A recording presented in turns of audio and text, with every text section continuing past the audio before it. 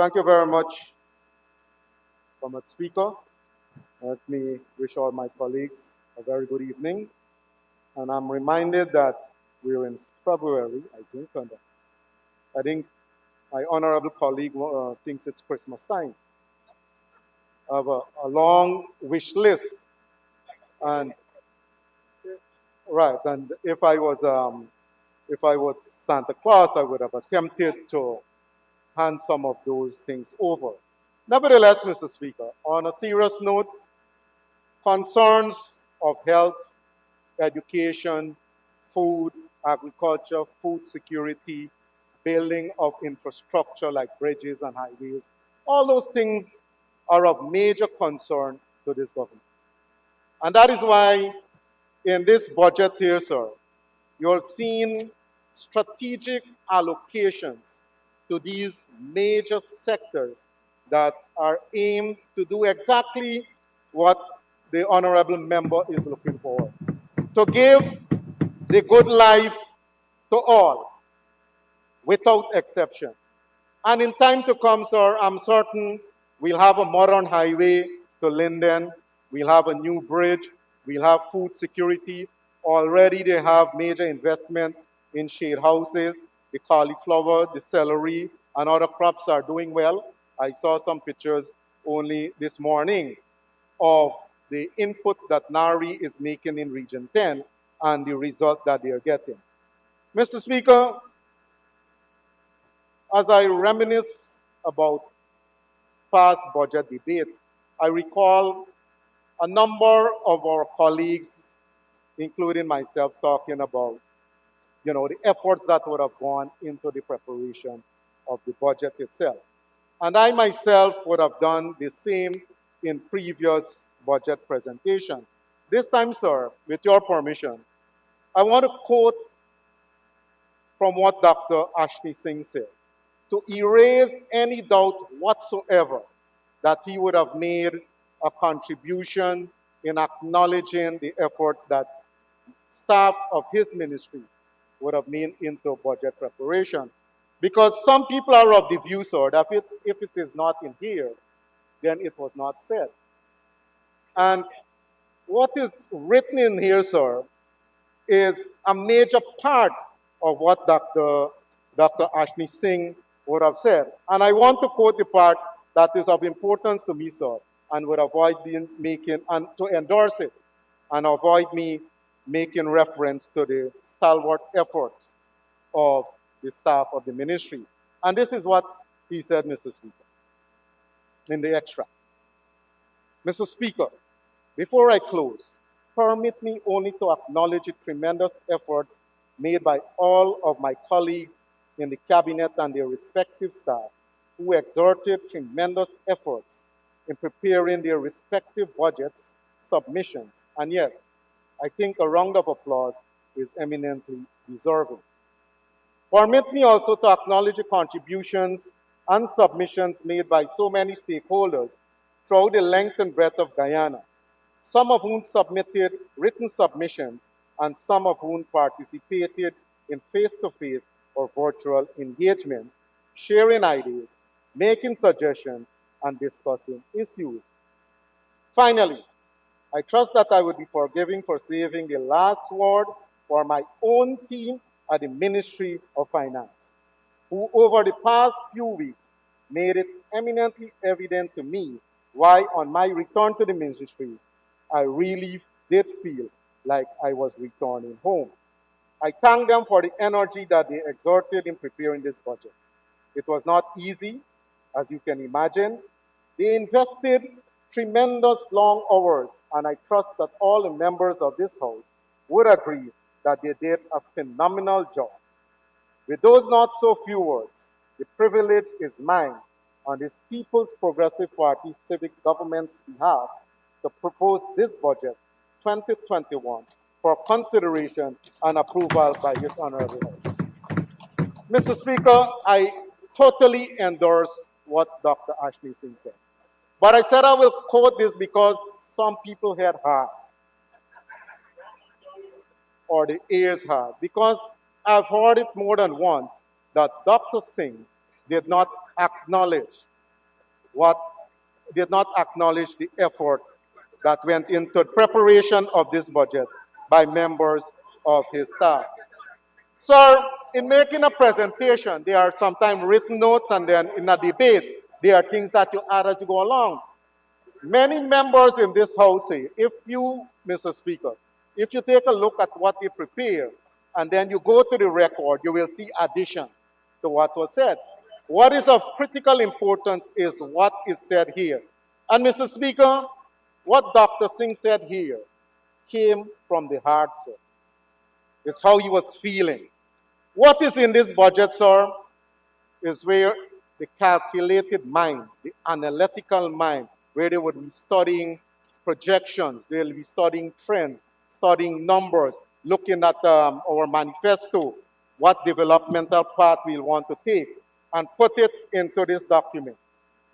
This extract demonstrates clearly how Dr. Singh felt about members of his staff giving him the support. And so I think that it was of value that we recognize and we emphasize that Dr. Singh did not in any way forget the efforts that went into the preparation of this budget by his staff. Mr. Speaker, on the 9th of February, His Excellency, the President, sir, gave the keynote address to a consultation that was hosted by the Global Water Partnership Caribbean and the high-level experts and leaders panel on water and disaster and Global Water Partnership. This consultation was on water and health. And in delivering that keynote address, the President said clearly that in order for us to address issues of water and health and disaster, we must build a solid foundation. We must build a solid foundation. And then, sir, on the 11th of February, right here in this dome, where nothing was lost, His Excellency went on to talk about the oneness of our Guyanese people and his vision for our development. And I think, sir, what he spoke about is aptly captured in the budget presentation made by Dr. Singh. Because here you have the laying of foundation with the vision of oneness and the good life for all, outlined in all its pages. I think there's 77 of them, if I'm correct. 77 of these pages. So, Mr. Speaker, as we debate this budget, all of us will acknowledge that the just over $383 billion that we're going to spend here in 2021 will go a long way towards fixing that foundation that the President spoke about. And no amount of distractions will take us away from that. Whether it's in Region 10, I see the comrade has left, the honorable member has left, and to say that electricity, sir, I was quite frankly surprised that the honorable member from Region 10 out of Linden would talk about electricity. They're getting it almost free there. And I think that we as a government should try to bring down the cost of electricity for all our citizens, make it comparable. Instead of raising the rates there, what we will do here, and the budget addresses it, with investment in renewable, in investment in the Wales Development Authority, bringing the gas line to shore, is to bring the cost of electricity down. A solid foundation on which our economy could take off. So we will fix that. The house lots that he's clamoring about, I'm certain colleagues here, Susan Rodriguez and the Honorable Colin Crowell, we in our manifesto spoke about 50,000 house lots. So we lag a little bit last year, but under understandable circumstances, we're going to pick up steam and we're going to get rolling. And by the end of the 5 terms, I'm certain we will deliver on that manifesto promise of 50,000 house lots. So again, I mean, what can be more solid than concrete? The honorable gentleman who spoke before me spoke about the establishment of a concrete factory in Region 10. And then went on to say it's abstract. So I simply cannot understand the logics of making that commitment and then say that it is abstract. Mr. Speaker, in the, day, in the days preceding, we would have listened to some contribution. And I recall this morning Mr. Ramjatan spoke passionately about this issue of loans and repayments and taxes and all of that. And so we need to be reminded that loans were very much a part of our life. Indeed, the loans that were taken by the PNC between that period 64 to 92 was like a stone around our necks. And by 92, debt repayment represents 152% of revenues. That is what it was. And I mentioned that, sir, to fast forward to 2015, when with that big loan around our neck, we, the People's Progressive Party Civic Administration, was able to reduce that to just 5% of revenues. Because debt in itself is not evil, it's not bad. It's how you manage it.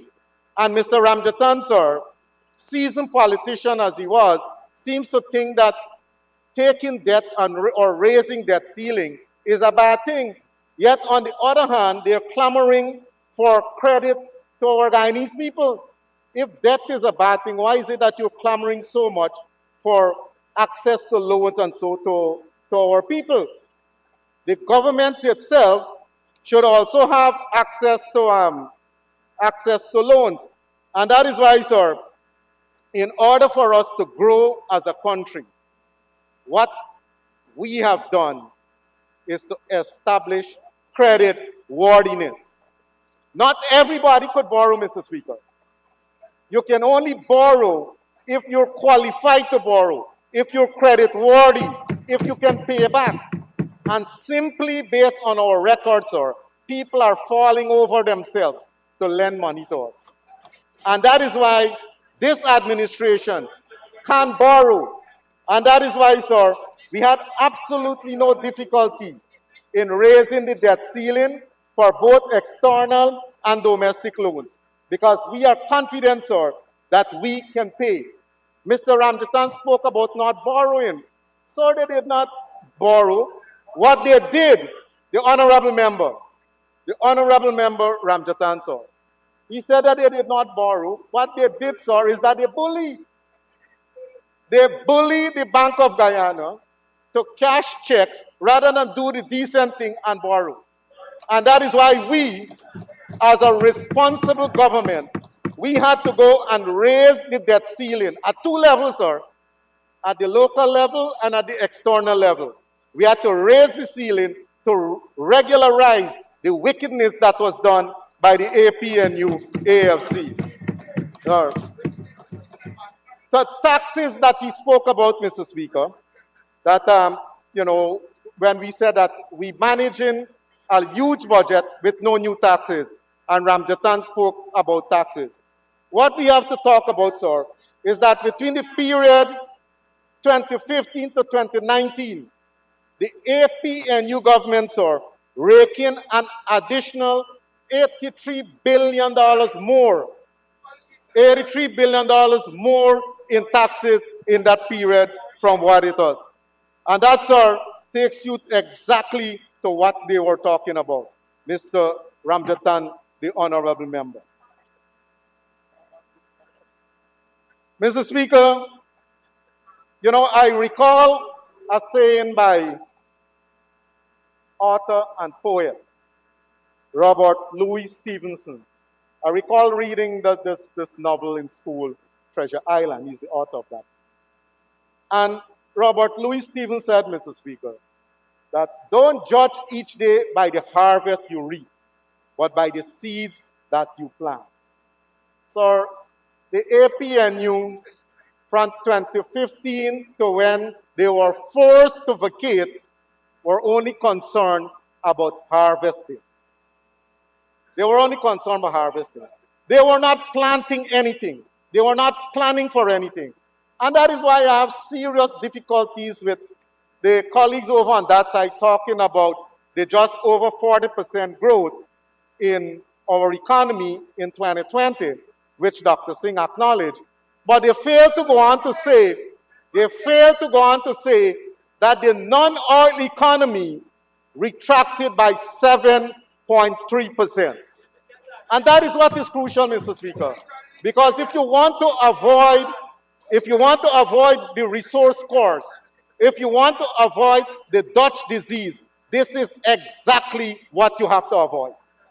You cannot. Honorable member, if you want to avoid cutting off at this time, you have to get an extension. Pardon me, sir? Mr. Speaker, with your permission, Oh, Lord. 5 minutes. Thank you very much, Requested. Honorable Prime Minister. Honorable member, you may proceed with 5 minutes, additional time to conclude. Mr. Speaker, is that the Apple timekeeper you have there? No, it's a Nadia timekeeper. Sir, I'll have to ask, Mr. Figueroa, honorable member is not here because, Mr. Speaker, when you start out on these things, you get caught up with time and like the honorable member can't even finish that pick pen up to now. So, but Mr. Speaker, Mr. Speaker, I want to address another issue. Mr. Ramjatan on agriculture. Honorable Mr. Ramjatan, on the issue of agriculture, sir, he glorified what the PNC, APNU, AFC did with rice. But let me tell you the true story, Mr. Speaker. Honorable Mr. Ramjatan talked about this growth. And sir, when I look at the production, in 2010, production was 556,193 tons. In the 5-year period from 2010 to 2015, it moved to 1,058,129 tons. Almost double, sir. What happened under the PNC now from 2015 to 2020 is that from 1,058,129 tons in 2015 to 2020, production was 1,057,580 tons. Actually, it represents a decrease of 549 tons from the 2015 figure. Mr. Speaker, what Mr. Ramjatan, honorable member, was talking about was comparing one year to the other. What I'm comparing is what they came in and reached, and at the end of 5 years, instead of building on it, they actually produce less. And this is replicated, sir, in all other administrative areas, and especially in the productive sector. And it's really unfortunate, Mr. Speaker, that the time seemed to have just run out like that, because I want to talk more about the development of the agriculture sector. What was done to Gaisuko, sir? Sugar. Sugar is the reason why most of us are here today. Most of us are here today. Sir, and the Honorable Minister of Agriculture spoke about the sugar levy. When sugar was King Sugar, sugar was looking after the welfare of this country. And it is only reasonable that now that sugar is in some problem, that the country repay its debt to the sugar sector and to allow our people a breathing space. And by their own COI, as the minister said, sir, sugar does have a future. And Mr. Speaker, I would join with my colleague, the Honorable Minister of Agriculture, and call on the Chief Whip, the Honorable Christopher Jones, to apologize and withdraw his remark as it relates to sugar. Mr. Speaker, I didn't see that sign. I got to put on my glasses. Sir, so in this, to settle that sugar issue, I'm certain with the plans that we are making that sugar will once again be viable. The livestock sector will kick off. New GMC, sir, with $353 million. We are investing in new equipment and cold storage, drainage and irrigation that is so critical for overall development and to achieve that solid foundation that the president was talking about, $12 billion. We're going to fix the internal canals. We're going to fix the sea defense, the river defense, the sluices, increase pumping capacity, and serve, importantly, the farm to market roads. The farm to market road, a network of them will be developed so that farmers can have easy access to their farmlands to go and plant and to harvest. And Mr. Speaker, in time to come, under this administration, starting now, Guyana is going to take off. I'm highly confident about that. And as a starting point, Budget 2021 is laying a solid foundation for this country to take off to greater and greater heights. And so, without any hesitation, I commend this budget to the National Assembly. Thank you very much, Mr. Speaker.